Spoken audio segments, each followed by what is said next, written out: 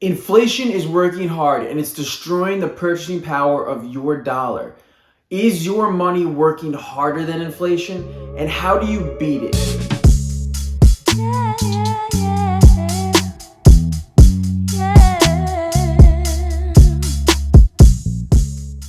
Is your money dead, safe, healthy, or wealthy?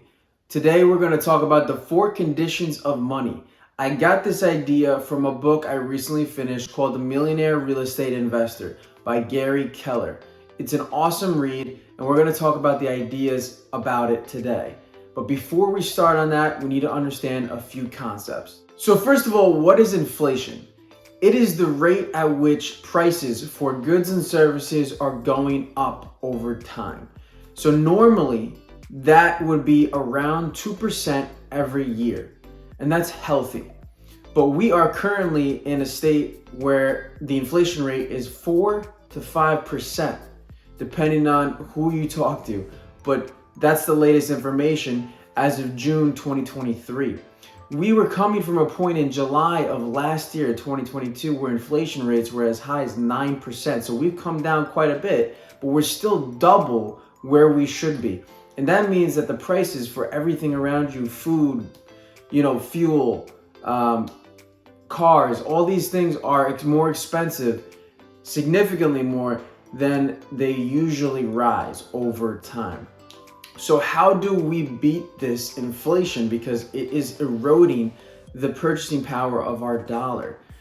We need to understand something called the time value of money. So here's the definition per Investopedia. The concept that a sum of money is worth more now than the same sum will be at a future date due to its earnings potential in the interim. So what this means is that if I give you $100 today, that $100 is more valuable, it's worth more to you now than it is if I give you that same $100 this time next year.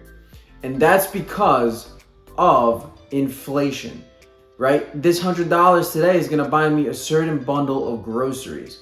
But because of the rate that things are increasing in price, this time next year, I can't buy as many groceries with that same $100. And not only that, but the money I give you right now, you could potentially put that into investments that give you a return, and that is worth more, it's more valuable than if you had to wait another year to get that money to then invest it. So that is what the time value of money means. So now that we understand those concepts and we get that inflation is at a 4% rate, how do we beat that? It starts with this idea. This comes straight from the book by Gary Keller. Money earns wages just as people do, and for money to become wealthy, it must be paid high wages. The interest or return your money is earning tells you what it is getting paid as it works for you. Your money is gainfully employed or it isn't. If it isn't, it's unemployed or dead. If it's gainfully employed, it's now a matter of how much it's being paid for its work. Okay, so money has to earn its wages like we do, but what's a good wage, right? If inflation's at 4%, I would think that our money needs to be earning at least a 4% rate to keep up with inflation. If it's exceeding that, it's doing good, right? So let's talk about the 4 conditions of money now. You're gonna see this chart, I pull it up right from the book. We have dead money, safe money, healthy money, and wealthy money. So dead money is anything that gives you a 0 to 4% return. These are considered poor returns because they're at or below the inflation rate. So this would be anything in your checking or savings accounts that are just sitting there not doing much for you. Now keep in mind that you need to have some money in your savings and checkings for emergencies and for quick liquidity. But when you have an excessive amount sitting there and not working hard for you, then that's when you need to look at where you can store your money to get a better return. The next tier is safe money. This is 5 to 8% modest returns. You can get these returns in CDs, which are certificates of deposits. And this is locking up your money for usually 6 to 12 months and then being able to access the money after that time. Banks are now giving around 5 to 6% for these CDs, so that's a good option for you. You can also try bonds. Safe government bonds will give you these types of returns, and they're pretty low risk. And you can even consider doing private loans to other people that are non-risky borrowers. Those people will give you the money almost guaranteed, and you can get a nice return on your money. The next tier is healthy money. These are solid returns from 9 to 12%. You can get these kinds of returns in real estate deals that you buy. They do not have to be great deals, just decent ones, and you can definitely earn that return. You can also do it in what's called REITs, Real Estate Investment Trusts. These are passive ways to invest in real estate where you do not have to own the property yourself.